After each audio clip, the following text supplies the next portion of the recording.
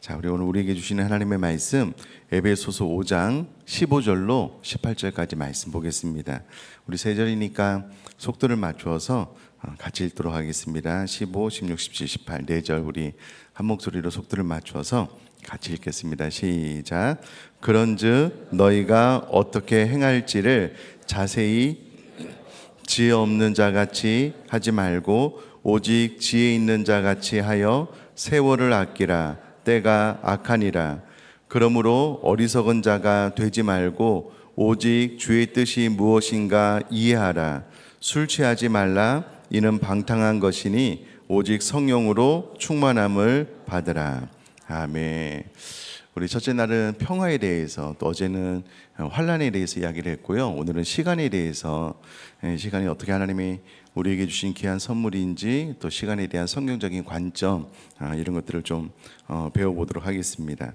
아마 이런 말 들어보셨을 겁니다. 오늘은 어제 죽어간 많은 사람들이 그렇게 원했던 하루다. 아마 이런 이야기 들어보셨을 겁니다. 그러니 오늘은 하나님께서 우리에게 주신 가장 귀한 선물 가운데 하나고요. 오늘 일어난 시간, 이것은 너무나도 귀한 하나님께서 우리에게 주시는 선물이 된다라는 겁니다. 그래서 에베소서 5장 16절에서 사도 바울은 에베소 교회 성도들에게 세월을 아껴라 라고 권면을 해주고 있고요. 영어 성경에는 Redeem the time이라고 표현을 하고 있습니다. 시간을 잃지 말고 잘 선용하라 라는 뜻을 가지고 있습니다. 자, 그러면 시간이 어떤 의미에서 하나님의 선물인지, 또 시간에 대한 성경적인 관점을 좀 배워보도록 하겠습니다. 첫 번째 시간은 지혜롭게 선용되어야 할 선물이다라는 겁니다. 지혜롭게 선용되어야 할 선물입니다. 자, 앞서 시간을 아끼라는 단어가 영어의 리듬이라는 말로 표기되어 있다라고 언급을 했는데요. 본래 이 리듬이라는 말은 대가를 지불하고 산다라는 의미입니다. 그러니까 시간은 어떠한 대가를 지불하고서라도 선용해야 될 가치가 있다라는 뜻입니다. 즉, 시간을 낭비하는 것이 가장 어리석은 삶이고, 시간을 선용하는 것이야말로 최고의 지혜다라는 의미가 담겨져 있습니다. 자, 제가 에베소서 5장 15절 16절을 다시 한번 읽어보겠습니다. 그런즉 너희가 어떻게 행할지를 자세히 주의하여 지혜 없는 자같이 하지 말고 오직 지혜 있는 자같이 하여 세월을 아끼라. 때가 악하니라. 여러분, 잘못하면 악한 시대에 빠져서 시간을 낭비하는 어리석은 인생이 될 수 있다라는 거예요. 여러분, 죄만 짓다가 인생을 마감하는 어리석은 삶도 얼마든지 있습니다. 자, 그러면 우리가 벌써 이제 2025년 하반기를 살아가고 있는데, 여러분, 상반기의 삶, 특별히 매일 일하는 시간이 하나님께서 우리에게 선물로 주셨는데, 여러분, 그 매일이라는 시간은 잘 선용되어서 사용되었을까요? 그럼 어떠셔요? 혹 의미 없는, 전혀 생산적이지 않은 일에 계속해서 시간을 허비하는 거예요. 쓸데없이. 여러분, 그런 인생이 되면 안 된다라는 거예요. 시인 정현종 씨가 지은 모든 순간이 꽃봉오리인 것을 이라는 시가 있는데요. 제가 한번 읽어볼게요. 나는 가끔 후회한다. 그때 그 일이 노다지였을지도 모르는데, 그때 그 사람이, 그때 그 물건이 노다지였을지도 모르는데, 더 열심히 파고들고, 더 열심히 말을 걸고, 더 열심히 귀 기울이고, 더 열심히 사랑할 걸. 반 벙어리처럼, 귀 머거리처럼 보내지는 않았는가. 우두커니처럼 더 열심히 그 순간을 사랑할 것을, 모든 순간이 다 꽃봉오리인 것을, 내 열심에 따라 피어날 꽃봉오리인 것을. 이 시인이 가끔 후회한다는 거예요. 매 순간 집중해서 최선을 다하면 아름다운 결과들이 많이 있었을 텐데, 매 순간 모든 사람들에게 최선을 다하지 못한 것에 대한 후회가 있는 시인 것 같습니다. 그래서 이 새뮤엘 존슨은요, 짧은 인생은 시간의 낭비로 더욱 짧아진다라고 이야기를 했고요. 데일 카네기는 우리는 1년 후면 다 잊어버릴 슬픔을 간직하느라고 무엇과도 바꿀 수 없는 소중한 시간을 버리고 있다. 소심하게 굴기엔 인생은 너무나 짧다라고 이야기를 했습니다. 자, 그런데 천만다행인 것은요, 아직 우리에게 인생이 끝나지 않았다는 거예요.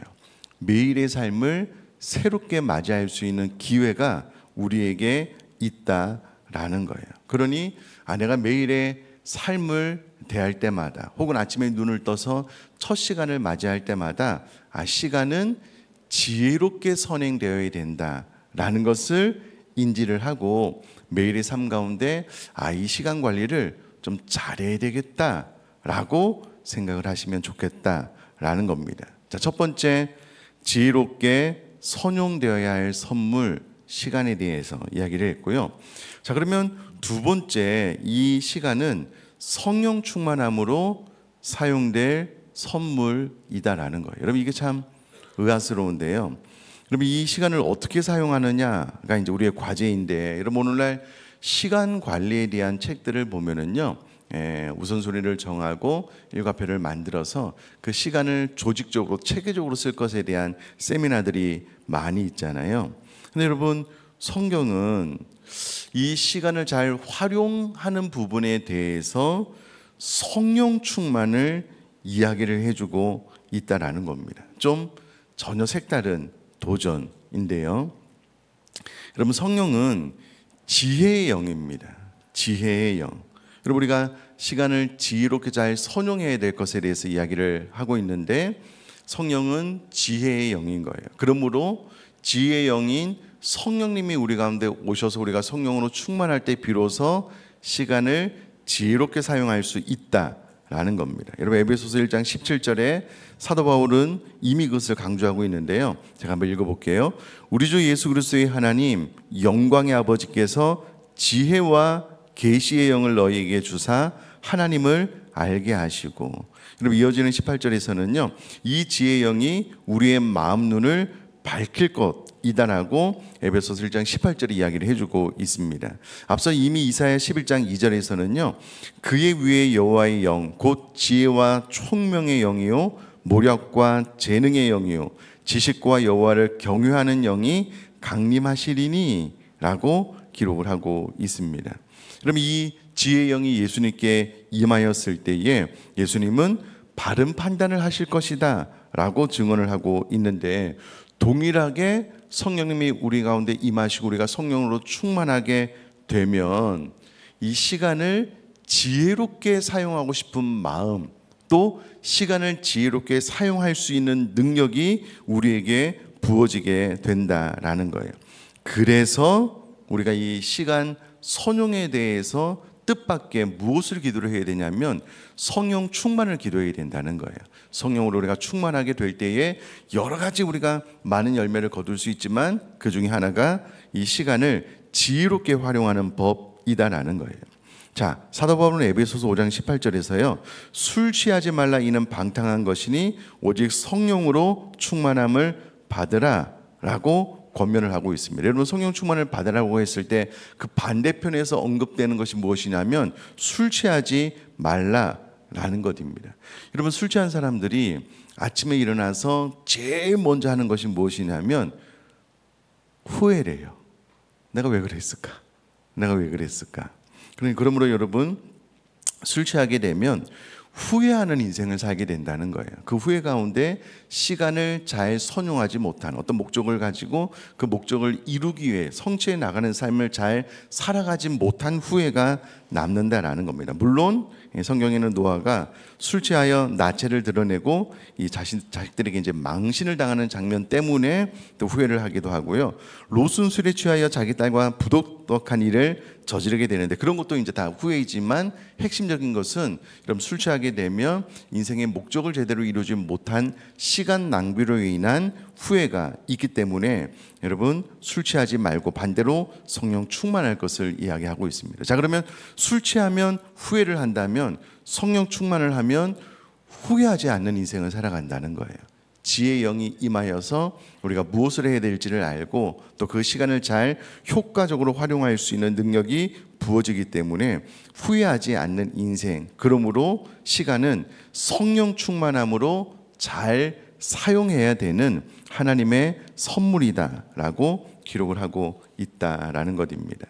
그러니 여러분, 오늘 이 새벽에도 매일의 삶 가운데 혹은 하루를 살아가는 모든 시간 안에 성령 충만할 수 있도록, 그 성령 충만함으로 내가 하나님께서 나에게 주신 선물 이 시간을 지혜롭고 효율적으로 살아갈 수 있도록 늘 기도하고 도전할 수 있기를 주님의 이름으로 축복합니다.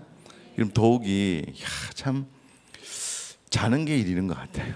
이 잠을 이제 저녁에 눈을 감고 새벽에 눈을 뜨기가 어려운 시기인 것 같아요. 밤에 막 몇 번씩 눈을 뜨는지 모르겠습니다. 그러다 보면 또 이렇게 특별히 새벽 기도에 참석하다 보면 이제 좀 오후 시간이 되면 몽롱해지잖아요. 이게 집중력이 흐트러지잖아요. 여러분 그때 물론 잠깐의 쉼도 중요하지만 여러분 그때 무엇을 위해서 기도하라고요?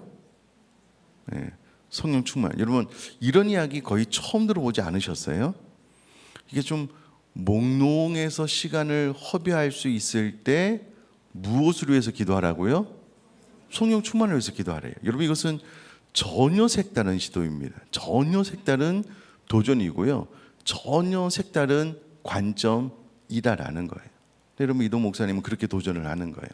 네, 성령 충만해야 시간을 잘 선용할 수 있고 성령 충만해야 시간을 지혜롭게 잘 사용할 수 있기 때문에 아침에 눈을 떠서 하루를 지나가는 동안에 계속 성령의 충만, 성령님의 다스림으로 이 시간을 잘 활용할 것에 대해서 도전을 하고 있다라는 겁니다. 자, 마지막 세 번째, 주님의 뜻을 이루기 위한 선물이다. 여러분, 저는 이 관점이 제일 좋은 것 같아요. 여러분, 시간이란 선물을 이야기하며 이는 지혜롭게 선용되어야 된다라는 것을 첫 번째 말씀을 드렸고요. 또 지혜롭게 선용하기 위해서 지혜의 영이신 성령을 구해야 된다. 성령 충만을 구해야 된다라고 말씀을 드렸습니다. 자, 그렇다면 우리가 성령으로 충만할 때 기대할 수 있는 최선의 유익이 무엇이냐라는 것입니다. 그것은 바로 주의 뜻을 이해하게 된다라는 사실이다라는 거예요. 자, 그것을 정확하게 에베소서 5장 17절이 성취된 상태라고 이야기를 할 수 있는데요. 제가 에베소서 5장 17절 말씀 읽어볼게요. 그러므로 어리석은 자가 되지 말고 주의 뜻이 무엇인가 이해하라. 주의 뜻이 무엇인가 이해하라 라고 이야기를 하고 난 다음에 이어서 성령 충만을 받으라 라고 이야기를 하니 성령 충만할 때 우리가 시간을 잘 활용하게 되고요. 성령 충만할 때에 주의 뜻이 무엇인지 이해할 수 있게 된다는 거예요. 주의 뜻이 무엇인지 알 수 있게 된다는 거예요. 자, 여기서 인생에 대한 가장 훌륭한 성경적인 정의를 내려주고 있는데 잘 들어보셔요. 제가 두세 번 읽어보겠습니다. 인생은 삶의 주인 대신 하나님의 뜻을 이루기 위해 허락된 시간의 길이라는 거예요. 다시요. 인생은 삶의 주인 대신 하나님의 뜻을 이루기 위해 허락된 시간의 길이라는 거예요. 인생을 시간의 길이라고 이야기를 한다면 그것은 하나님의 뜻을 이루기 위한 시간의 길이, 그것이 우리의 인생이다 라고 이야기를 하고 있습니다. 자, 이런 관점으로 우리들이 인생을 바라본다면 여러분, 우리들의 인생은 얼마나 오래 살았느냐, 그게 중요한 게 아니라는 거예요. 우리 인생은 얼마나 더 많은 것을 소유하고 넉넉하게 살았느냐, 그게 중요한 게 아니라는 거예요. 왜냐하면 인생은 바로 이 하나님의 뜻을 알고 그것을 이루기 위한 허락된 시간이기 때문에 누가 인생을 잘 살았냐, 하나님의 뜻을 이해하고 하나님의 뜻을 이루는 인생으로 가득 채워나갈 때에 우리 인생을 잘 살았다라고 이야기를 할 수 있다라는 거예요. 그러니 여러분, 내 인생은 지금 잘 살아나가고 있느냐라고 했을 때 시간을 잘 활용함으로써 주의 뜻이 무엇인지 이해하고 그것을 이루어 나가는 삶을 살면 우리 인생을 잘 살았다라고 이야기를 할 수 있다라는 겁니다. 여러분, 설교가 조지 트루엣이 이런 말을 했는데요. 가장 위대한 지식은 하나님의 뜻을 아는 것이고 가장 위대한 성취는 하나님의 뜻을 행하는 것이다. 한 번 더요. 가장 위대한 지식은 하나님의 뜻을 아는 것이고 가장 위대한 성취는 하나님의 뜻을 행하는 것이다. 그럼 가장 위대한 성취가 무엇이라고요? 하나님의 뜻을 행하는 것이래요. 그러니까 여러분, 우리 인생의 가장 마지막에서 가장 중요한 것이 무엇이냐면 제가 하나님의 뜻을 이해하고 분별하고 하나님의 뜻을 이루는 삶을 살았습니다. 이것이 성공한 인생이다라는 거예요. 역시나 제일 좋은 모델은 예수님이신데요. 예수님이 요한복음 17장 4절에서 이렇게 말씀하셨죠. 아버지께서 내게 하라고 주신 일을 내가 이루어 아버지를 이 세상에서 영화롭게 하였사오니. 결국 예수님이 십자가 위에서 고통의 절정 가운데 다 이루었다라고 말씀을 하심으로써 예수님이 이 땅에 오셔서 하나님의 뜻을 이루며 살다가 십자가 위에서 다 이루었습니다, 완성했습니다 라고 고백을 하고 운명하셨다라는 거예요. 그러니까 여러분, 이 하나님께서 우리에게 주신 이 시간이라는 선물은 하나님의 뜻을 이뤄 나가기 위해서 우리에게 주어진 인생의 길이잖아요. 그러니까 내 인생을 바라보는 관점이 무엇이냐라고 했을 때 철저하게 하나님의 뜻을 온전히 이루었는가라는 것이고요. 결국은 우리도 우리 인생 끝자락에 다 이루었다. 물론 예수님처럼 그렇게 고백은 할 수는 없겠지만 그러나 적어도 하나님께서 나에게 주신 이 인생의 길이 가운데 하나님의 뜻을 이루기 위해서 우리가 최선을 다했고 그 부분에 대해서 내가 만족할 만한 삶을 살았습니다 라고 고백을 하는 것이 중요하다라는 겁니다. 여러분, 예수님 외에 누가 이와 같은 고백을 했는가? 사도 바울이 이렇게 고백을 했습니다. 디모데후서 4장 7절 8절 나는 선한 싸움을 싸우고 나의 달려갈 길을 마치고 믿음을 지켰으니 이제 후로는 나를 위하여 의의 면류관이 예비되었으므로 주 곧 의로우신 재판장이 그날에 내게 주실 것이며 내게만 아니라 주의 나타나심을 사모하는 모든 자에게도니라. 아멘. 사랑하는 성도님들, 마지막 호흡이 멈추는 그 순간에 우리도 사도 바울처럼 나는 선한 싸움을 싸우고 나의 달려갈 길을 마치고 믿음을 지켰다. 내가 내 인생 가운데 하나님의 뜻을 잘 이루었으므로 하나님께서 나를 위하여 의의 면류관을 준비해 놓으셨을 것이다. 여러분, 그렇게 고백하는 저와 여러분 될 수 있기를 주님의 이름으로 축복합니다. 여러분, 자칫 잘못하면 하루가 끝나고 난 다음에 막심한 후회로 하루를 마감할 때가 있지 않아요. 내가 오늘 하루 뭐 했지? 시간을 이렇게 허비해도 되나?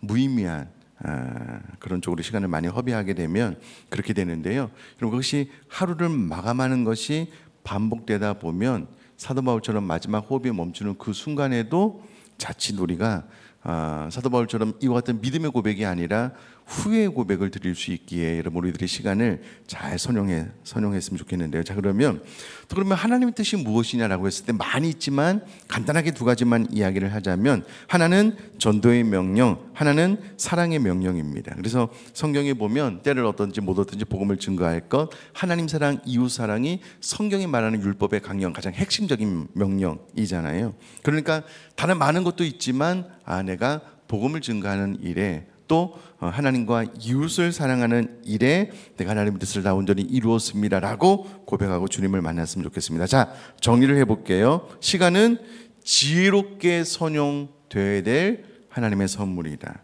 그리고 성령 충만함으로 사용해야 되는 하나님의 선물이다. 또 시간은 주님의 뜻을 이루기 위한 하나님의 선물이다 라는 것을 기억을 하고요. 하나님께서 주신 이 선물을 잘 활용하여서 여러분 오늘 하루도 의미 있고 알차게 하나님의 뜻을 이루면서 우리가 마지막 호흡이 멈추는 그날 그래도 후회 없이 하나님께서 나를 위하여 의의 면류관을 준비해 놓으셨다라고 고백할 수 있는 저와 여러분 될 수 있기를 주님의 이름으로 축복합니다.